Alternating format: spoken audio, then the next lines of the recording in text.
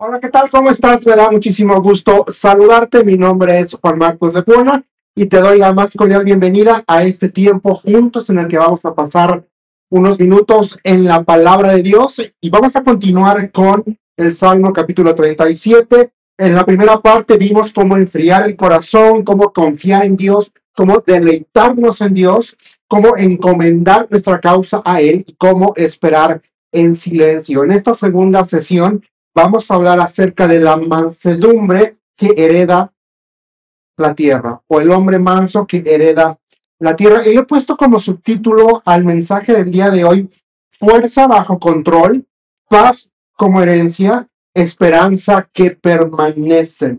Y vamos a estar, te digo, viendo los próximos minutos de los versículos 8 al versículo 11 del Salmo capítulo 37. Y ahora en estos versículos el salmista va a aplicar las disciplinas que hablamos en la sesión pasada a nuestra ética diaria, es decir, ira versus mansedumbre. Es con esta diferenciación que vamos a encontrar y vamos a hablar también acerca de la esperanza futura. ¿Cuál es el destino del impío? El destino de la gente que es pecadora, que no conoce de Dios, y también cuál es la herencia del justo, cuál es tu herencia y cuál es mi herencia como hijos de Dios. Y el tema central de esta sesión, de estos versículos, en los cuales vamos a estar tú y yo estudiando por los siguientes minutos, es que la ira no produce justicia y la mansedumbre hereda la tierra y disfruta abundancia de paz. Y eso es muy importante y es muy hermoso. Y vamos a estar en estos minutos ahondando y profundizando en estos versículos. Y vamos a continuar y quiero decirte que a veces pensamos que la mansedumbre es una debilidad y no es cierto.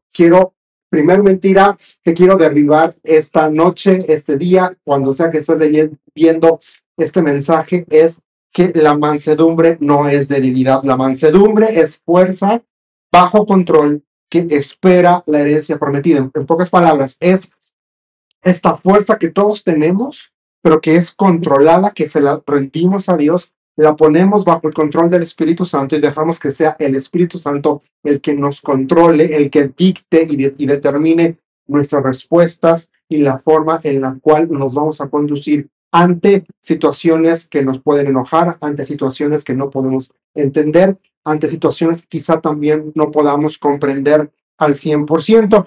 Y vamos a ir a al primer punto de esta sesión, que es hay una ira que enciende, pero también hay una fe que espera. Y vamos a leer versículo 8 y versículo 9 del Salmo capítulo 37 y dice lo siguiente: deja la ira y abandona el furor, no te irrites solo, harías lo malo, porque los malhechores serán exterminados, pero los que esperan en el Señor poseerán la tierra. Y vamos a ir viendo, ¿no? Aquí vamos a ver, en el versículo 8, vamos a ver tres imperativos. Te lo repito, dice: deja la ira y abandona el furor, no te irrites. Hasta ahí esa parte. Entonces, vamos a ver aquí estos tres imperativos, estas tres órdenes, estos tres mandatos que el salmista nos está diciendo. Y el primero es: deja la ira. Y aquí la palabra en hebreo significa soltar, relajar o dejar caer. La segunda es: abandona el furor. Y esto tiene que ver con dejar a un lado ese calor ardiente o esa expresión sin control, esa molestia descontrolada que nos puede llevar a una ira que, si no la controlamos y si le damos rienda suelta, podemos terminar haciendo cosas de las cuales nos podemos arrepentir y pueden herir a muchas más personas, y los resultados pueden ser evidentemente catastróficos. Y también dice: no te irrites. Y esto, la idea de aquí es: no te enciendes por dentro, tranquilo, calmado. Entonces, vamos a ver, hay una progresión para el enojo, para la molestia. Pues empezamos con una molestia, con una incomodidad, con un enojo, pero si no lo controlamos, si no dejamos que el Espíritu Santo tome el control y fluimos en los dones del Espíritu Santo, que es uno de ellos es el autocontrol, entonces ese enojo se puede convertir en ira.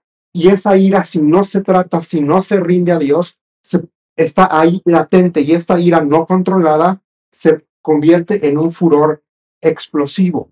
Y este furor puede terminar en una combustión interna que nos termina conduciendo y nos lleva a hacer cosas de las cuales, sin lugar a dudas, nos podemos arrepentir y de las cuales podemos herir a otras personas y podemos, con todo el dolor del mundo, afectar a personas que son inocentes. De ahí la importancia de que sometamos nuestras vidas a control del Espíritu Santo, ¿no? Y también fíjate que Santiago capítulo 1, versículos 19 y 20 nos dice más o menos que que en la ira del hombre no obra la justicia de Dios.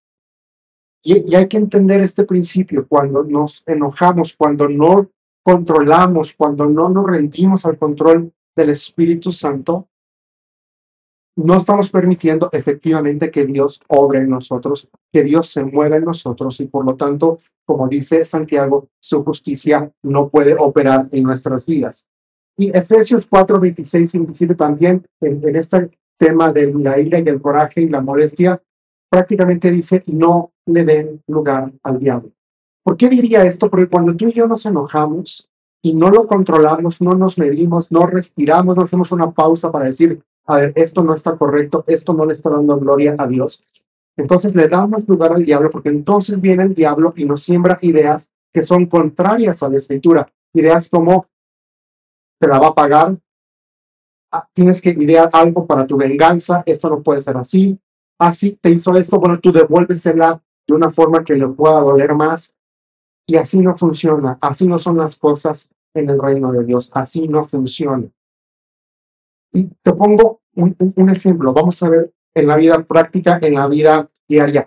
Cuando alguien responde demasiado enojado o molesto, ya sea en la casa o en el trabajo, rompe la paz, rompe la armonía que hay ahí en la casa. Y no porque él está tan alocado, tan apasionadamente defendiendo lo que él percibe que es su verdad, sino porque perdió el dominio propio. Y el dominio propio es un fruto del Espíritu Santo. Entonces, por eso dice que cuando le damos rienda suelta a la ira, no obra la justicia de Dios y le damos lugar al diablo, porque cuando no hay dominio propio, no nos controlamos y nos dejamos ir sin límites, sin pensar. Y esa es una verdad: la ira desbordada puede destruir lo que es más cercano a nosotros, lo que amamos, lo que valoramos y lo que atesoramos. Así que es muy importante que aprendamos a controlar, que recordemos lo que dice el versículo 8. Uno deja la ira y abandona el furor. No te irrites, dice el versículo 8.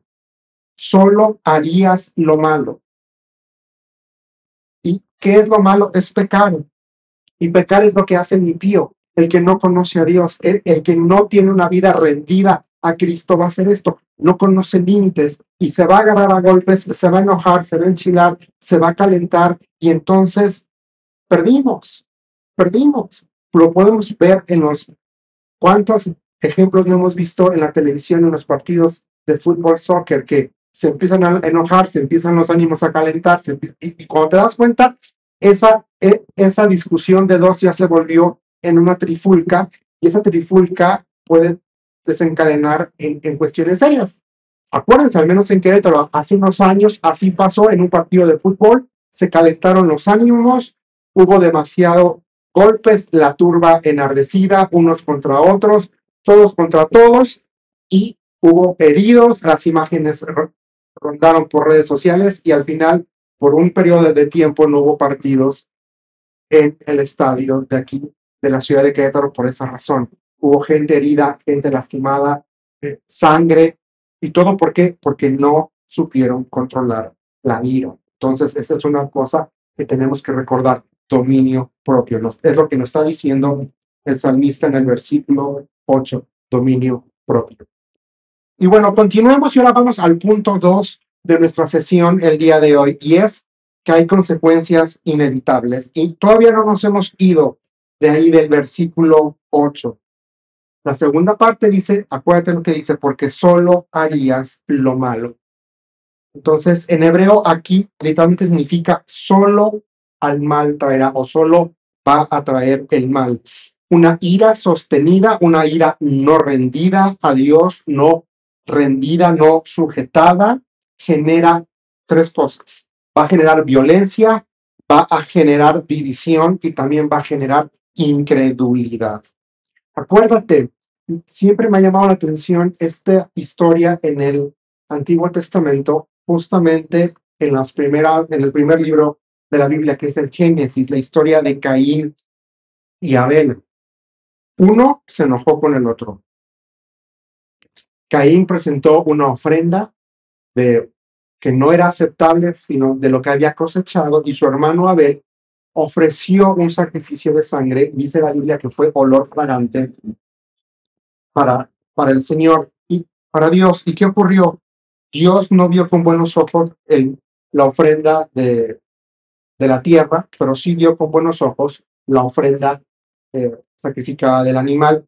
Y algo muy interesante es que esto hizo que se molestara en gran manera Abel. Ve lo que dice Génesis 4, versículos 5 al 8. Dice, pero no miró con agrado a Caín y su ofrenda. Caín se enojó mucho y su semblante se demudó. Entonces el Señor dijo a Caín, ¿por qué estás enojado? Otras traducciones van a decir, ¿por qué estás tan enojado? ¿Y por qué se ha demuado tu semblante? Si haces bien, no serás aceptado, pero si no haces bien, el pecado yace a la puerta y te codicia, pero tú debes dominarlo. Dice, Caín dijo a su hermano Abel, vayamos al campo. Y aconteció que cuando estaban en el campo, Caín se levantó contra su hermano Abel y lo mató. Esta ira descontrolada, este enojo, terminó en un hermano asesinando a su otro hermano. Está aquí. ¿Ves las consecuencias de una ira no controlada? Es peligrosísimo. Y aquí vamos a ver un principio bíblico, y es que en cada etapa de la historia de la humanidad podemos ver cómo la ira descontrolada ha mostrado la incapacidad del hombre para gobernar sin Dios. Es una frase que hemos visto y que vamos a ver constantemente cuando vamos al libro de Jueces. Dice que cada uno hacía lo que le parecía. Y ese es el problema. Cuando vivimos vidas que no son rendidas a Dios, a Cristo. Acuérdate, si tú has creído en Cristo Jesús como tu suficiente Salvador, Él es eso, tu Señor y tu Salvador, y Él gobierna sobre tu vida. Y vidas que no son gobernadas por Cristo tienden a esto, a no reconocer la autoridad de Dios, a no reconocer los principios bíblicos, a no sujetarse a la verdad escritural y a no vivir vidas en obediencia. Y esto lleva a que cada uno quiera vivir su vida como mejor le plazca. Y cuando vivimos nuestras vidas como mejor nos da a entender, nos alejamos del principio, nos alejamos del modelo que Dios estableció para que tú y yo podamos vivir. ¿Por qué? Porque acuérdate lo que dice Romanos, que el pecado entenebrece el entendimiento, llevando al ser humano a cometer hechos que son increíbles. La Biblia lo describe como hechos que son vergonzosos. Y eso pasa cuando en lugar de permitir que Cristo reine, dejamos que el pecado reine en nosotros. Y cuando dejamos que el pecado reine, entonces carecemos de autocontrol, de dominio propio, y por lo tanto no permitimos que el Espíritu Santo sea el que tome control. Y es como que le dijéramos literalmente al Espíritu Santo, hazte a un lado, que aquí gobierno yo, y cuando hacemos esto, perdimos, le damos rienda suelta a la ira, al coraje, a la molestia, y entonces ya terminamos perdiendo y perdemos absolutamente. ¿Verdad? Cada vez que tú y yo alimentamos la ira, nos acercamos a actos que niegan la justicia de Dios. Y ahora vamos al punto número 3, dos destinos en contraste. Y esto lo vamos a ver en el versículo 9 del Salmo capítulo 37. Vamos a leerlo. Dice, porque los malhechores serán exterminados, pero los que esperan en el Señor poseerán la tierra. Y aquí la palabra clave es pero. los que esperan en el Señor, o sea, tú y yo. Y aquí estamos viendo que dice que el impío será exterminado. Y la palabra aquí en hebreo literalmente significa cortar, eliminar de raíz. Esta es una imagen de un juicio que va a ser definitivo. Y esa es la verdad. Según la Biblia, va a llegar un momento en el que la humanidad se va a presentar delante de Dios para ser juzgada. Y depende de la decisión que se haya tomado en esta tierra, de este lado de la eternidad, si es que aceptas o rechazas el regalo de Dios de la vida eterna, del perdón de pecados, ahí va a ser. Si tú aceptaste y te arrepentiste y creíste en el sacrificio perfecto de Cristo en la cruz del Calvario, el cual limpia, perdona y restaura, y te arrepientes de tus pecados, entonces tienes asegurada la eternidad. Por el contrario, si tú decides en este lado darle la espalda a Dios, no arrepentirte de tus pecados, no creer en la obra salvífica de Cristo Jesús en la cruz del Calvario, dice la Biblia que tu destino es la condenación eterna, el lago de fuego, o sea, una eternidad lejos de Dios, y no queremos eso para ti.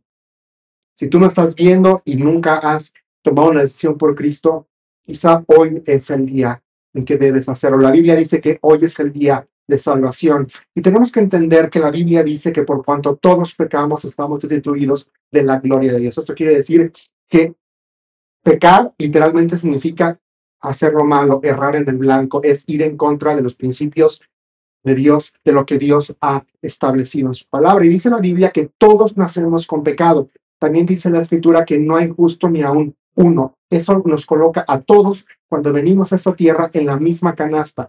Todos llegamos a este mundo siendo pecadores y necesitamos el perdón de los pecados. Necesitamos ser rescatados del poder y de la influencia del pecado en nuestras vidas para poder ser trasladados de un destino sin Dios a un destino con Dios. Somos trasladados de estar muertos en nuestros delitos y pecados, como dice la Biblia, a formar parte de la familia de Dios. Y aquí dice, los malhechores, los pecadores, los impíos serán exterminados. Ese es el destino de los pecadores. Pero dice, los que esperan en el Señor poseerán la tierra. Y aquí está hablando de los justos. ¿Quiénes son los justos?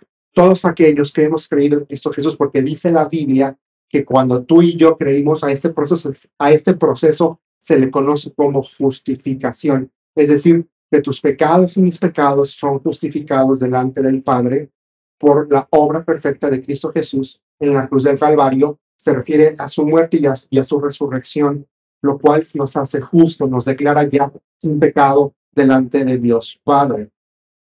Hay otra palabra aquí que es literalmente esperar.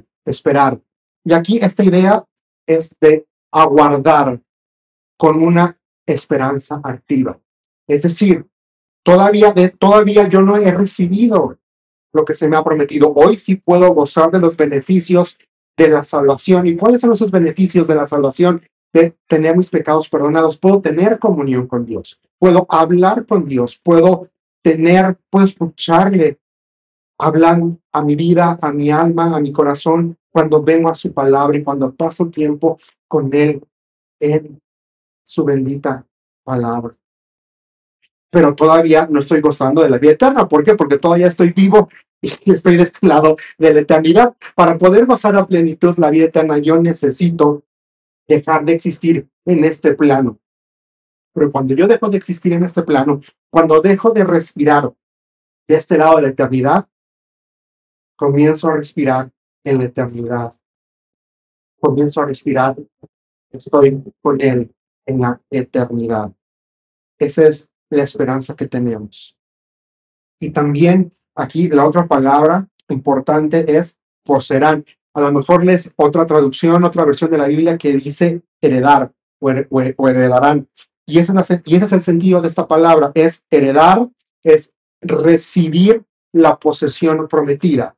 Y en el caso particular del oyente, del judío al cual se le está dirigiendo este salmo, está hablando literalmente acerca de poseer, es la tierra que Dios había prometido a Abraham. y en algún momento creemos que el pueblo de Israel lo va a poseer. Y creemos que esto va a suceder en lo que la Biblia llama el reino milenial, cuando Cristo vendrá a reinar y la iglesia viene como corregente, y ese será el momento en el que el pueblo de Israel va a vivir en paz y en tranquilidad y va a poseer de forma completa y definitiva la tierra y esa promesa que Dios le dio inicialmente a Abraham en Génesis capítulo 12, y es de lo que hablan los profetas en el Antiguo Testamento, ese tiempo futuro. Y en el caso tuyo y mío, que hemos creído en Cristo Jesús como nuestro Señor y Salvador, heredar significa que vamos a recibir nuestra recompensa, vamos a recibir eso que creímos, vamos a recibir, y la Biblia dice que nos espera cuerpos nuevos, y vamos a recibir estos cuerpos nuevos que la Biblia describe como glorificados, porque dice la Escritura que es necesario que lo corruptible se vista de incorruptible, y eso es lo que estamos esperando, y yo lo creo con todo mi ser, que lo voy a recibir un día no muy lejano. ¿Y cuál es el fundamento bíblico de esta herencia?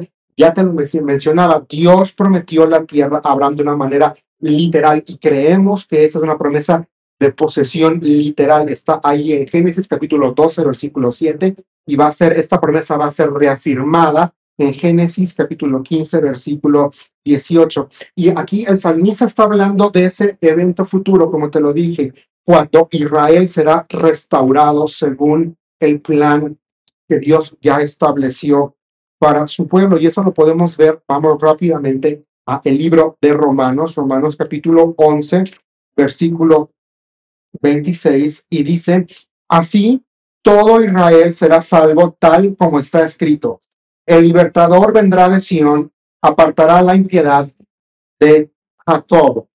Es una promesa para el Israel étnico, para Israel como nación. Pero también estamos hablando que tú y yo formamos parte del cuerpo de Cristo. Y esto se llama la iglesia. Todo aquel que ha creído en Cristo Jesús forma parte de la iglesia. La iglesia unida a Cristo va a participar, como te dije, como coheredera, como corregente en este reino futuro que se conoce como el reino milenial. Ahí mismo vamos a ir a Romanos capítulo 8, versículo 17, un par de hojas atrás, y dice lo siguiente: y si somos hijos, somos también herederos, herederos de Dios y coherederos con Cristo, si en verdad permanecemos en Él, a fin de que también seamos glorificados con Él. Y también podemos ver esta promesa en la segunda epístola a Timoteo, capítulo 2, versículo 12. Y dice lo siguiente: si perseveramos, también reinaremos con Él. Y ahí está la promesa: vamos a reinar con Cristo cuando Él venga en su segunda venida y establezca ese reino milenial. Y aquí la exhortación o la invitación para ti y para mí es que podamos soltar la ira, soltar la molestia, soltar la ansiedad que nos produce el que el malo prospere, que le va bien al que no conoce a Dios, y yo que sí lo conozco y que obedezco y que vivo una vida santa, apartada, pues pareciera que no me va tan bien como a él. Es soltar la ira, y soltar la ira es un acto de fe. Cuando soltamos la ira, este acto de fe estamos realmente diciendo: confío en que Dios es justo y que Él dará herencia a su tiempo, en su momento oportuno. Continuamos, ahora vamos a ir con el segundo punto principal de la sesión del día de hoy. Y este punto se llama el humo del impío y la herencia del manso. Versículos 10 y 11. Los voy a leer. Dice: un poco más y no existirá el impío. Buscarás con cuidado su lugar, pero él no estará allí. Pero los humildes poseerán la tierra y se deleitarán en abundante prosperidad. Otra vez la palabra clave aquí es el pero. En el versículo 10 vamos a ver, el autor nos está diciendo, nos está mostrando cuál es el destino del impío. ¿Cuál es ese destino? Dice, de aquí a un poco tiempo y ya no va a existir lo que hemos venido mencionando. El impío tiene, el pecador tiene fecha de expiración. En algún momento va a llegar su fin y se van a encontrar con el Creador, y dependiendo de la decisión que tomaron en vida, si aceptaron o rechazaron el regalo que Dios ofrece de la salvación, del perdón de pecados, ese es su destino. Para el que cree, la vida eterna; para el impío, la destrucción completa. Y vamos rápidamente ahí mismo en el libro de Salmos, al Salmo capítulo 103, versículo 16, y dice lo siguiente: cuando el viento pasa sobre ella, deja de ser, y su lugar ya no la reconoce. Está hablando también acerca del hombre. No somos nada. Hoy estamos y mañana ya no estamos. Y en comparación con la eternidad, nuestros breves años aquí en la tierra no son más que un suspiro. Son así, se van y se evaporan. El mal tiene fecha de caducidad. Cristo, dice la Biblia, venció el pecado, venció la muerte y venció la maldad en la cruz del Calvario. Pero aún aguardamos el cumplimiento y la plenitud de esta victoria que se logró en la cruz del Calvario. Quiero que te quede claro esto: el éxito del impío es humo. Se va a ir, es efímero, va a desaparecer. Por lo tanto, quiero animarte a que no inviertas tu corazón en lo que pronto va a desaparecer, en lo que Dios va a hacer que se evapore, porque ya está escrito, ese es el destino, y así va a suceder. Y ahora, ya hablamos acerca del destino del impío, ahora hablemos acerca del destino del manso. Vamos al versículo 11, la primera parte dice: pero los humildes poseerán la tierra. Hasta ahí. Otras traducciones de la Biblia dice: los mansos heredarán la tierra. Aquí, manso, literalmente, en la palabra en hebreo significa humilde, alguien que depende de Dios. Y tiene que ver con, el manso es alguien que tiene que ver con docilidad. El hombre manso es una persona que es dócil, que está bajo el control divino, que está bajo el control del Espíritu Santo, que ha puesto su vida bajo la autoridad, obviamente, de Cristo, pero ha decidido caminar en dependencia del Espíritu Santo, y entonces los frutos que el Espíritu produce son evidentes. Hubo personas que en la escritura que fueron mansos, y quizá uno de los hombres más que más pesan en cuanto al tema de la mansedumbre es el buen Moisés. Fue un líder.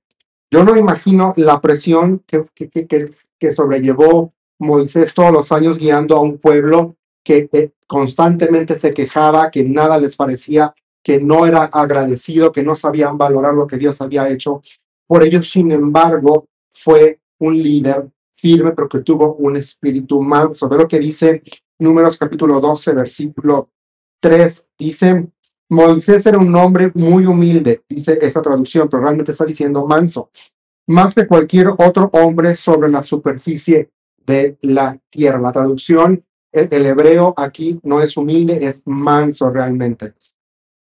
Pero también Jesús fue un hombre manso. Dijo: tomen mi yugo sobre ustedes y aprendan de mí, que yo soy, aquí sí dice, manso y humilde de corazón, y hallarán descanso para sus almas.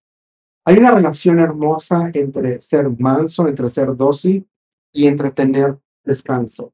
Porque cuando tú dejas que la ansiedad, la ira, la molestia tomen control y dominen tus pensamientos, vas a estar todo el tiempo intranquilo, incómodo.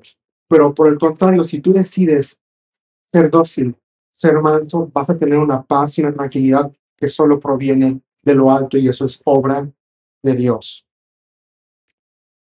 También el apóstol Pablo fue un hombre que fue también manso. Yo imagino al apóstol Pablo como un hombre de super carácter, que a mí no me hubiera gustado hacer enojar al apóstol Pablo, la verdad. No, yo creo que si yo hubiera vivido en esa época, en esos tiempos, no, yo hubiera sido, mira, dócil, Y lo que tú digas, Pablo, sí, no me voy a poner a discutir contigo. A mí no me hubiera gustado hacer enojar al apóstol Pablo, pero a pesar de que era un hombre de carácter, era un hombre manso. Ve lo que dice 2 Corintios 10:1. Yo mismo, Pablo, les ruego por la mansedumbre y la benignidad de Cristo que yo, que soy humilde, cuando estoy delante de ustedes, pero osado para con ustedes cuando estoy ausente. Te lo repito, dice, yo mismo, Pablo, les ruego por la mansedumbre y la benignidad de Cristo, yo, que soy humilde cuando estoy delante de ustedes, pero osado para con ustedes cuando estoy ausente. Él reconocía que esta mansedumbre no provenía de él, era algo que el Espíritu Santo producía en él. Y es algo que tú y yo tenemos que entender y creer, que es posible ser mansos en un mundo complicado, en un mundo malo. Solo es cuestión de que lo dejemos a Él, que rindamos control al Espíritu Santo para que podamos vivir y caminar en mansedumbre. Y ahora pasamos al siguiente punto, de ahí del versículo. ¿Qué significa heredar la tierra? Porque lo habla aquí el salmista. Y quiero decirte que esta frase no es una metáfora espiritual, es una promesa real, literal y futura que tiene sus raíces en el pacto que Dios estableció con Abraham en Génesis capítulo 12, versículo 7. Dice, a tu descendencia daré esta tierra. Es una promesa literal. Esta herencia fue anticipada a Abraham, pero nunca fue disfrutada de forma permanente. Acuérdate, el pueblo de Israel a lo largo de su historia fue llevado cautivo, no ha podido estar en la tierra que Dios le ha dado en santa paz, perdón la expresión. Pero creemos que esto va a ocurrir y esta frase, heredar la tierra, apunta directamente al día en que Dios va a restaurar a Israel. Lo puedes leer en tu Biblia, ahí en Romanos capítulo 11, versículo 26. Y cuando Él reina es porque Él va a venir y va a establecer su reino en justicia. Puedes leerlo ahí también en Isaías capítulo 11. No tenemos tiempo en esta sesión para profundizar en esto, pero aquí está, este es el principio, es lo que dice la palabra de Dios. Los justos que esperan en el Señor participan de esta herencia, o sea, tú y yo. Dice Romanos 8:17 que somos coherederos con Cristo y somos llamados a reinar con Él. Ya lo leímos en 2 Timoteo 2:12. Vamos rápidamente también para allá. 2 Timoteo 2:12 dice, si perseveramos también reinaremos con Él. Ahí está. Entonces, heredar la tierra significa participar en el reino mesiánico venidero, en el reino milenial, cuando Cristo venga por segunda vez en toda su gloria, en todo su esplendor y establezca su gobierno justo y perfecto en la tierra. Y cuando Él lo haga y esto suceda, se estará cumpliendo a cabalidad la promesa que los profetas en el Antiguo Testamento proclamaban acerca de paz y abundancia. Vivir mansamente el día de hoy, el que tú y yo vivamos con mansedumbre y seamos mansos, es prepararse, es la previa para reinar con Cristo el día de mañana. Cada acto de mansedumbre, quiero que te quede claro, no es pérdida. Tú no pierdes por ser manso, tú no pierdes por ser controlado, tú no pierdes por no irritarte, tú no pierdes por guardar la compostura, tú no pierdes por tener dominio propio. Más bien velo como una inversión en esa herencia futura que te espera a ti y me espera a mí cuando Cristo venga en toda su gloria y establezca su reino. Amén y amén. Yo lo creo así. Jesús no solo enseñó la mansedumbre, Él la encarnó. Cuando Él estaba ahí en la cruz del Calvario, cuando Él cargó sobre sí el pecado tuyo y el pecado mío, cuando Él fue golpeado, cuando Él fue herido, cuando Él fue traspasado por amor de nosotros. Él ahí enmudeció, dice, como cordero inmolado, fue llevado al matadero y no abrió su boca. Y la segunda epístola, perdón, la primera epístola de Pedro, capítulo 2, versículo 23, nos dice lo siguiente: y cuando lo ultrajaban, no respondió ultrajando. Cuando padecía, no amenazaba, sino que se encomendaba a aquel que juzga con justicia. Y tendríamos que aprenderle esta misma actitud. También la Biblia dice que tengan en ustedes la misma actitud que tuvo Cristo Jesús, y el cual no consideró como algo a que aferrarse su posición que tenía, sino que de una forma humilde y obediente tomó forma humana. Pero la idea es que tengamos esta actitud que tuvo Cristo Jesús, de ser mansos, de que encomendemos nuestra causa al juez justo, a aquel que juzga con justicia. ¿Cuál es la recompensa del manso? Está ahí en la última parte del versículo 11 del Salmo 37, que dice: y se deleitarán en abundante prosperidad. Aquí está hablando de esta plenitud, y la palabra aquí también en hebreo es shalom, y habla de esto, de paz, de plenitud, de prosperidad, de tener armonía con Dios, y no solamente armonía con Dios, sino con otros, con el que está a tu lado, y también tener armonía con la creación. La creación es hermosa. Yo personalmente prefiero los espacios boscosos que la playa. No soy mucho del sol y el calor, por eso me gustan más los bosques, ambientes más templados, pero cuando veo la naturaleza me quedo extasiado, me quedo anonadado porque veo la magnificencia de Dios, y me habla acerca de que Dios tiene el control y tiene cuidado de absolutamente todo. Y vivimos en esta tensión del ya y todavía no del reino.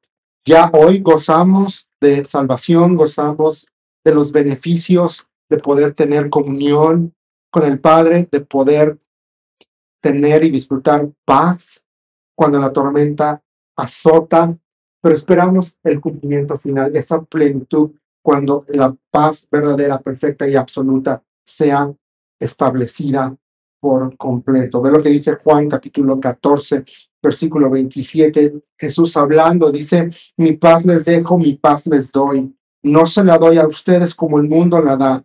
No se turbe su corazón ni tenga miedo.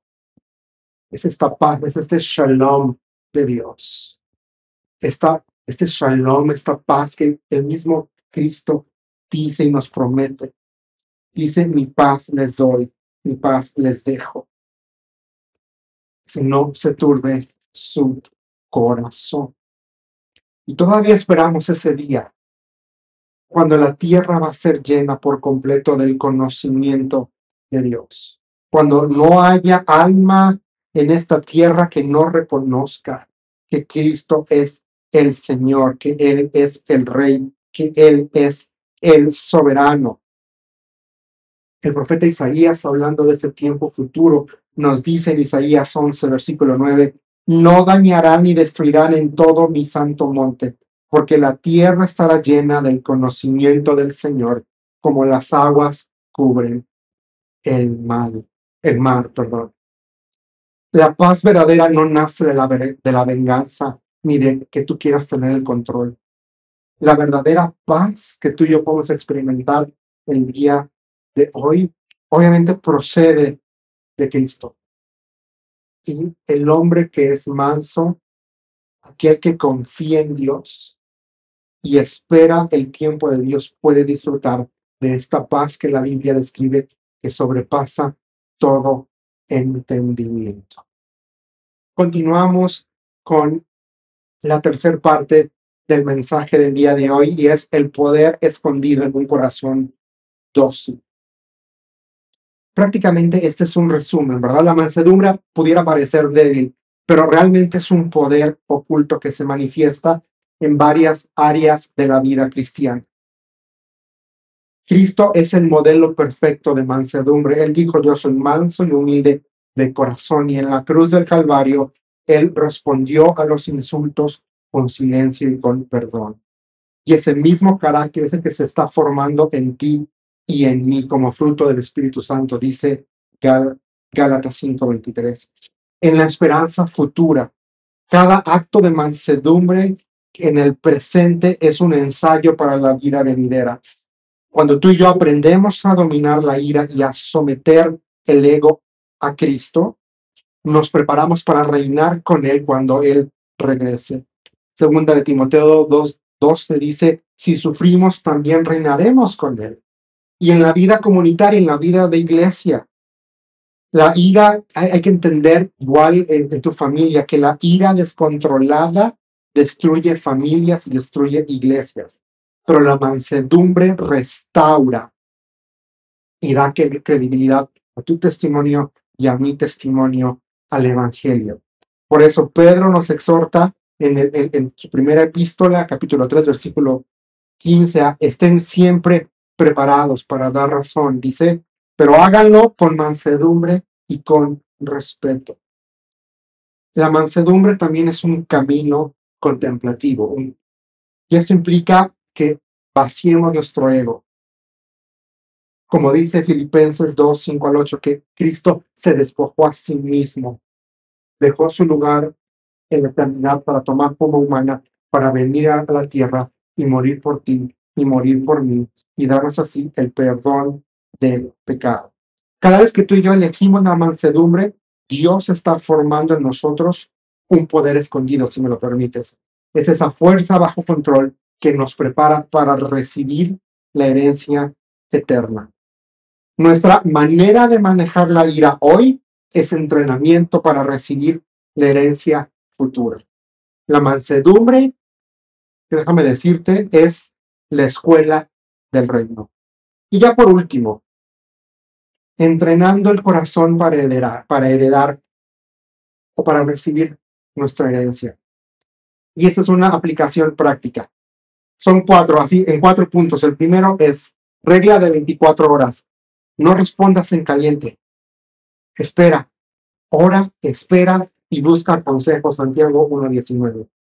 Segunda cosa, haz un acto de gentileza. Responde con mansedumbre. Acuérdate que Cristo en la cruz del Calvario no respondió con insultos. Acuérdate de eso. Él fue manso y respondió con bondad y en silencio. Él dijo, Padre, perdónalos porque no saben lo que hacen. Te invito a tener un ritmo de paz diario. ¿Cómo? Silencio. Guarda silencio. Segundo, ora. Dile, Señor, forma en mí la mansedumbre de Cristo. Y tercero, haz una acción concreta de paz. Busca algo en el cual tú puedas abonar y aportar para traer paz en donde sea que estés plantado, ya sea en tu trabajo, ya sea en la iglesia, donde sea que estés. Busca una forma de esta semana hacer un acto que lleve a la paz. Revisa tu herencia, medita en Romanos 8:17, que dice que somos coherederos con Cristo. La paz de los mansos es la herencia de los hijos. El impío florece en un instante, pero se disipa como humo. El manso hereda la tierra y disfruta de abundancia de paz. La ira no produce justicia. La mansedumbre espera el veredicto del juez eterno. La ira se disipa como humo, pero la mansedumbre permanece como herencia eterna. Oremos para terminar. Señor, gracias por este tiempo, gracias por tu palabra. Pedimos que estas verdades hagan eco en nuestras vidas, echen raíz en nuestros corazones y que nuestras vidas sean transformadas por tu verdad, Señor. Señor, también te pido que apagues mi ira, forma en mí la mansedumbre de Cristo y hazme vivir hoy en la paz que heredaré contigo mañana. En el nombre de Cristo Jesús. Amén y amén. Muchas gracias.